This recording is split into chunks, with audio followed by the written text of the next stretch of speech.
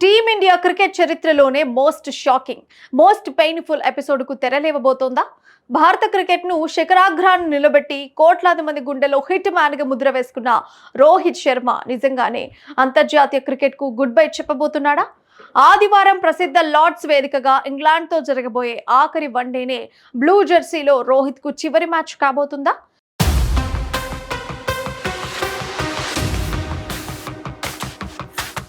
Cricket వర్గాల నుంచి వస్తున్న సమాచారం ప్రకారం అవునని సమాధానం బలంగా వినిపిస్తోంది. లార్డ్స్ డ్రెస్సింగ్ రూమ్ నుంచి వస్తున్న ఇన్సైడ్ రిపోర్ట్స్ వింటుంటే సగటు క్రికెట్ అభిమాని గుండె తరుక్కుపోతోంది.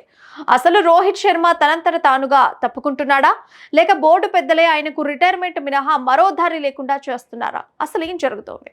భారత క్రికెట్ దిగ్గజం రోహిత్ శర్మ అంతర్జాతీయ వన్డే కెరీర్ ముగింపు దశకు చేరుకుందనే వార్తలు ఇప్పుడు జాతీయ మీడియాలో వ్యాపిస్తున్నాయి. ఇప్పటికే జూన్ 2024లో టీ20లకు, మే 2025లో టెస్ట్ క్రికెట్కు రిటైర్మెంట్ ప్రకటించిన హిట్ మ్యాన్ ఇప్పుడు వన్డేల నుంచి కూడా తప్పుకుంటే ఆయన సుదీర్ఘ అంతర్జాతీయ ప్రస్థానానికి తెరపడినట్లే అవుతుంది. రోహిత్ శర్మ సారథ్యంలో భారత్ ఎన్నో చారిత్రాత్మక విజయాలు అందుకున్నప్పటికీ ఇటీవలి కాలంలో ఆయన ఫామ్ గ్రాఫ్ పడిపోవటం సెలక్షన్ కమిటీకి ప్రధాన అస్త్రంగా మారింది. ప్రస్తుత ఇంగ్లాండ్ పర్యటనలోనూ తొలి 2 వన్డేల్లో ఆయన ఆశించిన స్థాయిలో రాణించలేకపోయారు. రోహిత్ శర్మ తన ఆడిన గత 8 వన్డే మ్యాచ్ల్లో కేవలం 30.1 సగటుతో 241 పరుగులు మాత్రమే చేయగలిగారు.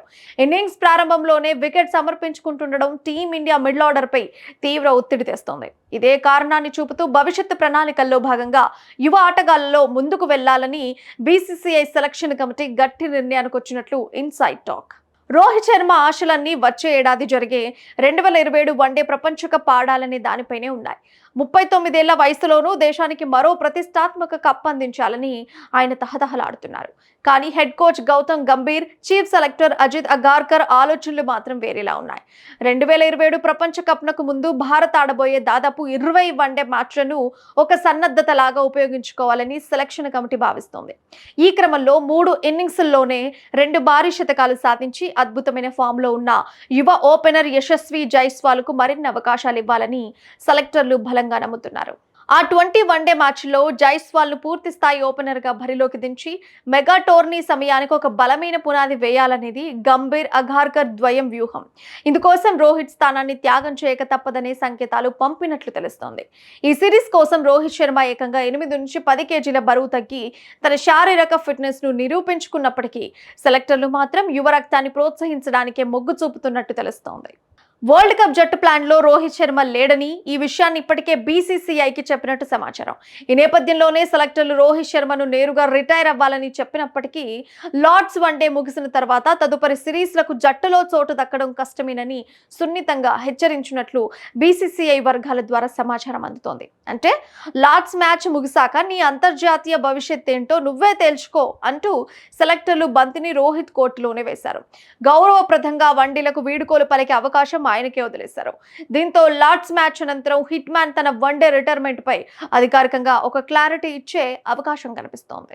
దేశానికి ఎన్నో చిరస్మరణీయ విజయాలు, ఐసీసీ ట్రోఫీలు అందించిన ఒక లెజెండరీ ఆటగాడి కెరీర్ను ఇలా సెలెక్టర్ల వ్యూహాత్మక ఒత్తిళ్లతో ముగించేలా చేయడం ఎంతవరకు సమంజసం? ఫామ్ తాత్కాలికమే కానీ క్లాస్ శాశ్వతం అని నమ్మే అభిమానులు రోహిత్ శర్మకు మరికొన్ని అవకాశాలు ఇవ్వాల్సిందని డిమాండ్ చేస్తున్నారు. గంభీర్, అగార్కర్ ద్వయం తీసుకుంటున్న ఈ కఠిన నిర్ణయాలు టీమిండియా భవిష్యత్తును బంగారు బట్ట పట్టిస్తాయా, లేక జట్టులో కొత్త వివాదాలకు దారితీస్తాయా? ఆదివారం లార్డ్స్ వేదికగా మ్యాచ్ ముగిసిన తర్వాత హిట్ మ్యాన్ తన మనసులోని మాటను ఎలా బయట పెడతారో చూడాలి. మరి ఈ విషయంలో మీ అభిప్రాయం ఏంటో కింద కామెంట్ చేయండి.